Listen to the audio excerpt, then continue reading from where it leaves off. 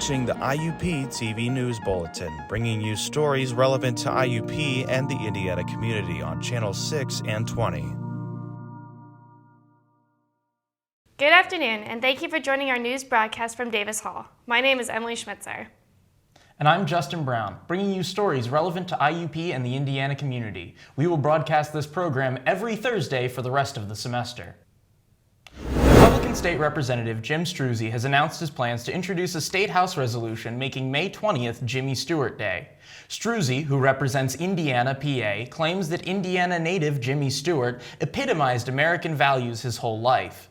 Struzzi cited Stewart's 55 years of acting as an example. He also mentioned Jimmy Stewart's decorated military career in his memorandum released Friday. Struzzi cited Indiana as evidence of the actor's impact on PA.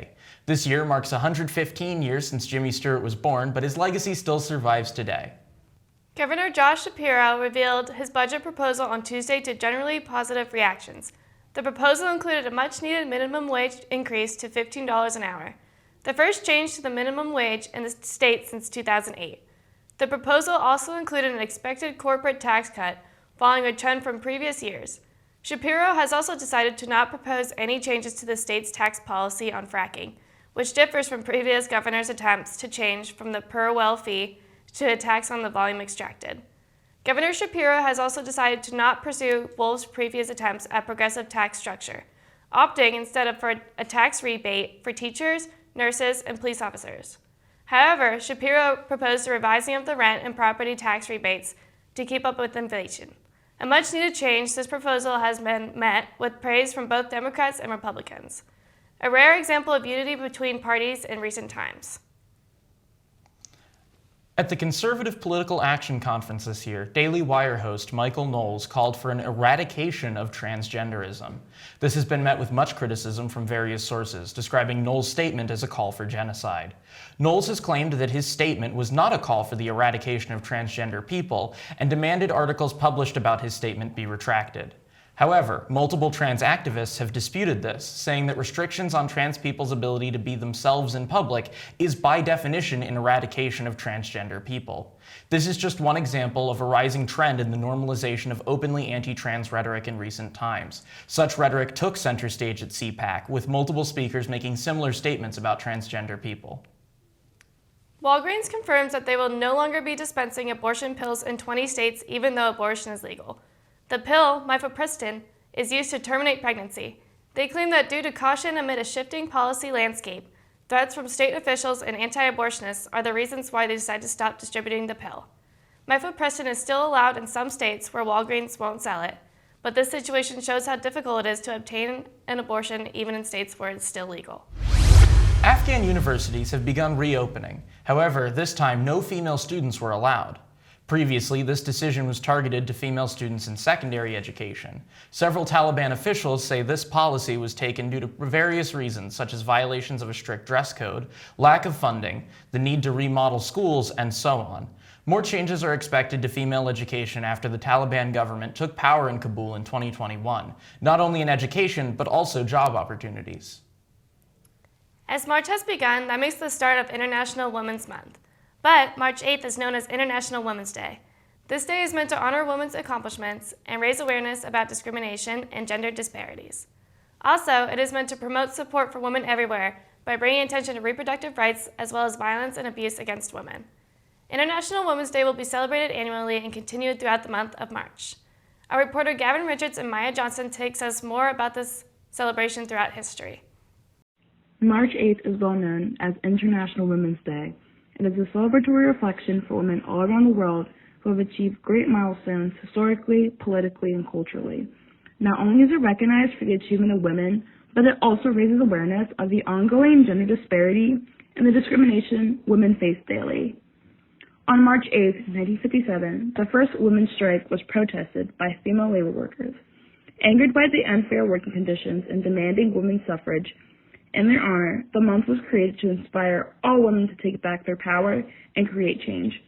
This recognizes the government refusal of equal rights for women during that time. Why do you think diversity in the workplace is so important? I think it's important because it brings a different perspective and also women bring in like a whole new viewpoint of life that other people may not have. This year, International Women's Day is focusing on #EmbraceEquity. It stresses on why equal opportunities aren't enough. People start from different places, so true inclusion and belonging require equitable action. Equity should not be a desire, it should be given. What advice would you give to young women? Advice that I would give to young women is to just stay true to yourself and be the best person that you possibly can be and do whatever you need to do to better yourself and the community around you.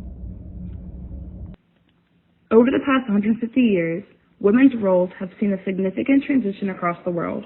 The battle for equality by trailblazers like Susan B. Anthony, Harriet Tubman, and Malala have made it possible for women to be almost whatever they set their minds to. These are just 3 incredible women that dismantled enormous obstacles, despite the fact that there is still work to be done for equal rights for all. Women everywhere continue to fight every day so this dream can become a reality. As a wise woman once said, who runs the world? Girls.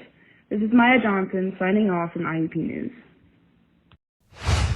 China's foreign minister has warned that conflict and confrontation between China and the United States is inevitable if the United States does not change course in its diplomatic relations. This statement has come not long after President Xi Jinping accused Western governments of encircling and suppressing China. Tensions between the two countries have been increasing in recent months, with multiple incidents making diplomacy difficult. China's support of Russia in the war with Ukraine and the United States' support of Taiwan being the 2 most controversial decisions. The foreign minister has blamed the United States for the tensions over Taiwan, describing it as a red line that must not be crossed. U.S. officials have become increasingly concerned about China's escalating aggression towards Taiwan, fearing a full-scale invasion of the island nation. 4 U.S. citizens were kidnapped by armed men on March 3rd in Tamaulipas, Mexico, after driving from Texas. They were making the trip for a cosmetic surgery, as said by the relatives. The 4 were driving through Matamoros in a white minivan when the unidentified gunmen opened fire. It is not clear on why these 4 were targeted, but they think the attackers were from an organized crime group. They were found, 2 confirmed dead and 2 alive this Tuesday. The 2 surviving victims were delivered by joint search operations and now are recovering. Today is National Proofreading Day. What better way to talk about it other than about our own Writing Center, who has been helping a lot of students in writing better papers. Here is the story. The folks at the Writing Center are willing to help you revise your work, and they provide high-quality feedback for whatever type of document you're trying to write, whether it's resumes, assignments, or whatever else you can think of. This is IUP student Abby Furman, a graduate assistant. So it's been a couple years since I've been there, but I would say the process of them helping me to write better was they really worked with me on trying to elaborate more in my writing and, explain myself a little bit better. That was something I struggled with when I first started at IUP. So I think that they've just done a really nice job of being able to help me explain myself, elaborate more in my writing. I would say definitely take advantage of the Writing Center. They have some great tools. They are really good at giving you some great feedback. It's not intimidating to go. I mean, you don't feel bad about going. It's always really good to get some help, especially if you kind of struggle with writing. It's definitely not a bad idea to go get some help. This is Dr. Eric Lauber, a professor here at IUP who utilizes the Writing Center as a resource for his classes. As a professor who has writing assignments, I include the Writing Center in my syllabus as a resource. I give them the link, I describe it for them in the syllabus, and then usually very early in the semester, as I give out my first assignments, I'll talk about utilizing the Writing Center. For 10 years I was a journalism faculty. We clearly want the students to write original content. We want it to be their voice, their hand, their writing, their grammar, etc. So we want to be careful about any editing anybody else does on their work. And we've always had great success saying you can go to the Writing Center. Because the Writing Center won't rewrite it for them. The Writing Center will talk to them about what they need to work on, give them some resources to work on. They'll usually talk about structure, they'll talk about sentences, but I can guarantee that they're not going to rewrite the paper. And then the Writing Center often will send me an email to describe, I think they do, not often, but every time, they will describe what they worked on. So it helps me first understand that the student followed up on my suggestion, because oftentimes I tell the students specifically what I'd like them to go work on at the Writing Center. But also, if I see a dramatic change in the writing in that way, I know that they got it from the Writing Center. And that makes me less nervous that their mom edited the paper or the roommate, which in journalism we can't let them do. No one else can edit the papers. Whatever you use the Writing Center for, it's great to remember that the resource exists and is there for you. I'm Levi Donaldson for IUP News. With the start of March brings classic Pennsylvania weather. Friday will bring rain and snow with a low of 27 degrees and a high of 37 degrees. Throughout the next week, the high temperatures will remain in the mid to low 40s, with the low temperature reaching 19 degrees next Tuesday. The weekend and beginning of next week will bring snow with low temperatures, making for a chilly and snowy week ahead. IUP Punxsutawney campus is launching a Healthcare Pathways dual enrollment program this upcoming fall. The program will allow high school students to take an Introduction to Healthcare course, as well as 2 3-credit courses in psychology in the first year, followed by more courses, as well as an EMT program. This will allow students to graduate high school with EMT certification and immediately begin working in the field. These courses are available to all students who qualify for dual enrollment, meaning they have a 3.0 GPA or higher, are on track to graduate high school, and are approved by their guidance counselor. The courses are free for all Punxsutawney High School students and amount to 12 academic credits, as well as 2 certificates. The introduction of this program has led to a large increase of students in the dual enrollment program as a whole, ensuring them a head start in their journey into the academic field. In Indiana County, the local library holds weekly programs for whoever wants to learn something new. Its most popular club, Code Brave, is a group where you can learn the basics to coding, creativity, and critical thinking. This group is focused on middle school students who are mostly girls and more diverse students. It is a great way for the younger generation to learn new skills. Although the weather has been unpredictable in the past few weeks, I still have hope for beautiful spring break. Like me, some students will leave campus for spring break. John Hurl recently shared his thoughts about what professors do during the break. Do they take a trip to the beach or continue working? He had a chance to ask one of his professors. Here is the story. As February ends and March begins, the cold weather is starting to recede and students are eager to get outside. But with the changing of the seasons, many students are starting to feel stressed after taking their midterms. Hi, how are you? So, for a week in March every year, students are given a break from schoolwork to enjoy the weather. Some students go home for the week, while others grab their friends and take a trip to sunny Fort Lauderdale. Matt Cortazzo is a junior at IUP, and he is ready to go for spring break. My plans for spring break are a group of my friends are staying up here as well, so I'm just going to hang out with them, enjoy the time off, and probably catch up on sleep. I think spring break is pretty important for the time off to let every student kind of free out themselves after the hard midterms and things like that and enjoy the time so that when they come back for their back half of the semester, be more fresh and ready to go. With spring break taking place from March 13th to the 17th, one question that remains is what professors do during that time. Dr. Stephen Kleinman, a communications professor, enjoys the week off from teaching and uses that time to recharge. This year for spring break, I have my parents coming to visit from Los Angeles. So that's pretty much my plans are to take them around and just hang out with them. When I was a student, I would typically go back home to Philadelphia for spring break. I went to college and grad school, and I lived, not in Philadelphia, which is where I'm from. So I would typically always just go home and hang out with friends and see my family. Spring break seems to be the perfect way to give both students and faculty a breather in the middle of the semester, and they can come back and be ready to learn or teach for the remaining few months. This has been John Hurl for IUP News. Spring break, or any break really, makes me think of the international students here at IUP, whether they're traveling for spring break like us, or if they're staying here. Did you know that over 1,000 students here at IUP are from 60 different countries? Wow, that's a lot of students from like a lot of different countries. And it's especially cool because they share their culture with us through different things like International Tea Time or Unity Day. In fact, Matt Palumbo, one of our own reporters, got to meet an international student from Taiwan who's here at IUP and share his story. So here's the story for that. For many college students, the adjustment from high school to college can be difficult and overwhelming at times. The combination of moving away from family, adapting to new environments, and adjusting to a more tedious workload can cause problems for some students. Moving from different parts of Pennsylvania is challenging enough, but imagine moving from a different country. IUP student Yenyue Huang doesn't have to imagine. He is a foreign exchange student from Changhua, Taiwan. This is Yenyue's first year at IUP, but he has junior status after completing 2 years of university in his home country. Yenyue had his choice of attending several schools across the country. Instead, he chose IUP after seeking advice from an older classmate who was also an IUP exchange student. Yenyue has faced many challenges in his short time in Indiana, and he is dedicated to facing these challenges head-on. I asked Yenyue what the most difficult part of the transition to living in Indiana was.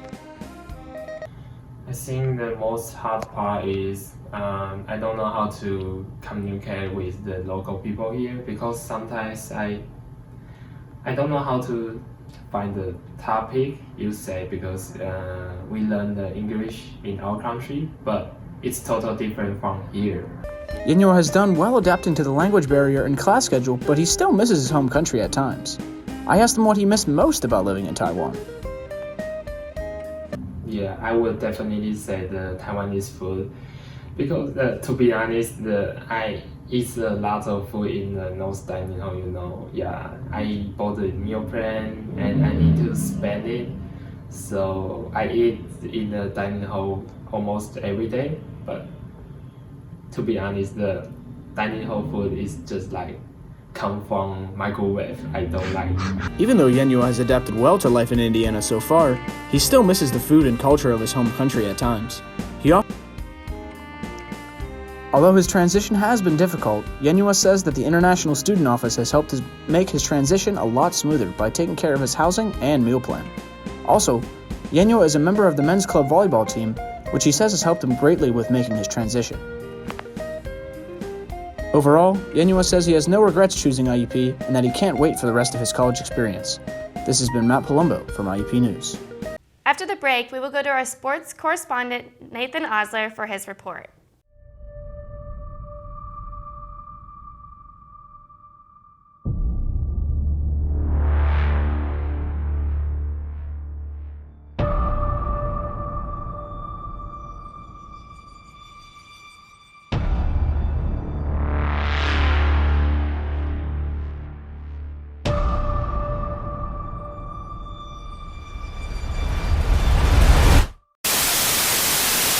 Nerd love movies!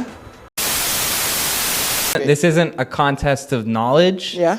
This is a contest of talent. Because those are the two things in the world, is knowledge and talent. That's what Miss America is, isn't it? He is. I'm just demigod to me like rings like, you know, Percy Jackson and stuff. If that's alright, don't mean I'm in love tonight. I kissed a girl and I liked it. I'm not talking Minecraft, Doodle Jump, Slenderman, none of that. I'm talking Minesweeper. Overwatch is a game.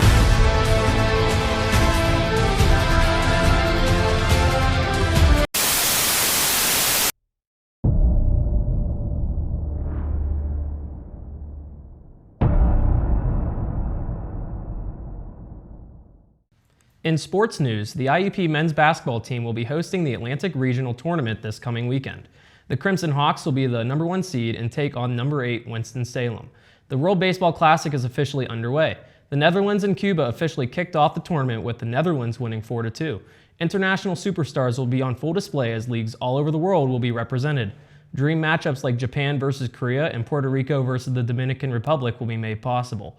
Team USA begins play in Arizona on Saturday against Great Britain. USA will look to win their second straight title in the World Baseball Classic as they are led by stars like Mike Trout and Mookie Betts. I'm Nathan Osler, and that is going to do it for sports. Now back to you guys.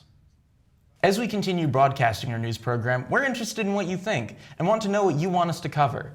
That's why we're introducing a new segment in our news program. This week, our reporter Thomas Rainey and Matt Palumbo went around campus to find out about spring break. This just in, I snuck out of the newsroom. And because of that, I'm going to task myself of doing the dirty work. With IUP's spring break coming on the horizon, I'm taking it upon myself to go interview the students and faculty to see what they're doing for spring break.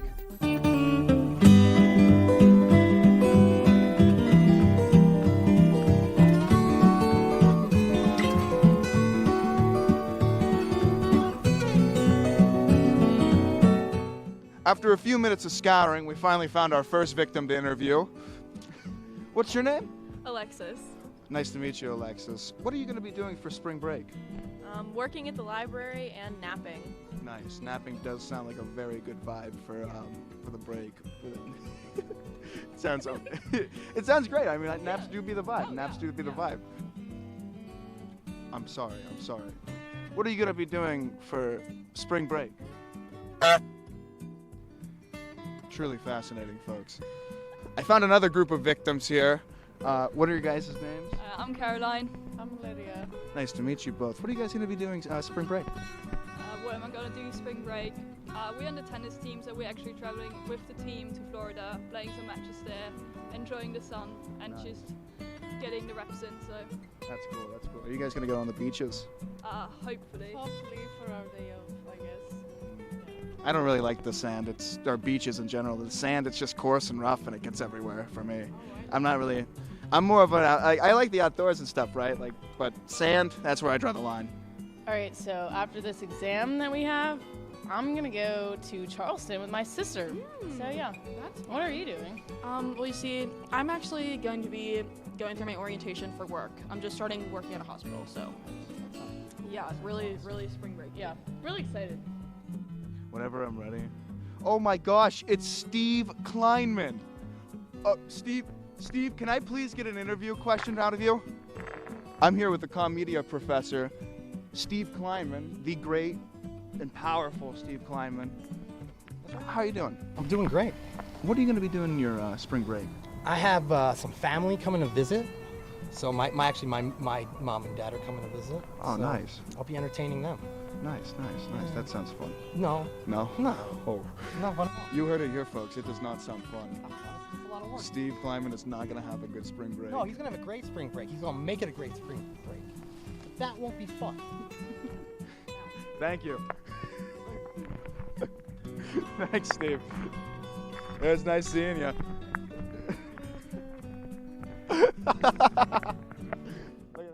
Get to hear about spring break plans like many of us. We're also off next week, so we won't broadcast our news program. But if you're in town, you can go to the first show by IUP's Wind Ensemble and Symphony Band on Thursday, March 9th at 7:30 p.m. in Fisher Auditorium. Our reporter Hannah Holland had a chance to visit their rehearsal. Here's the story. Every Monday and Wednesday evening, passers-by can hear music coming from Cogswell Hall, room 121.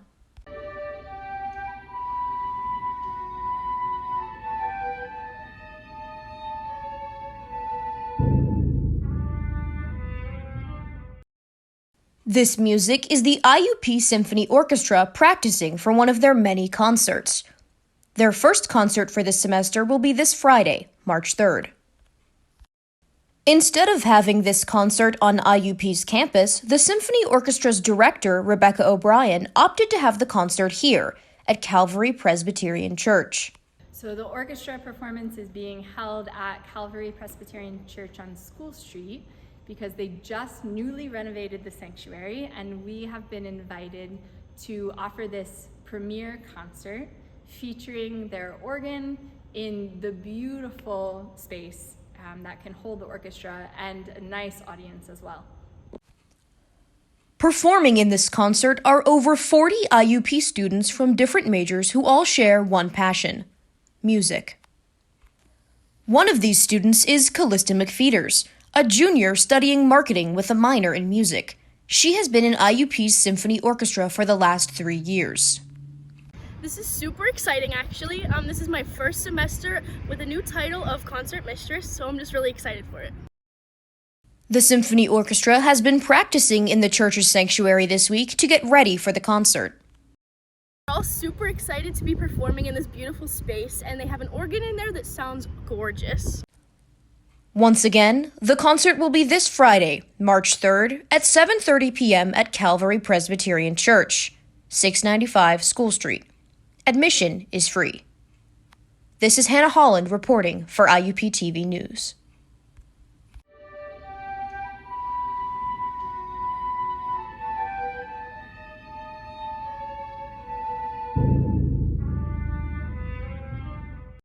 And that's going to be it for us this week at IUP News. In association with students looking for careers in the communications media field, we'll be back after spring break bringing stories about IU Patties and other interesting stories. I'm Justin Brown. And I'm Emily Schmitzer. We're your hosts for today. Please take care and have a safe weekend and spring break.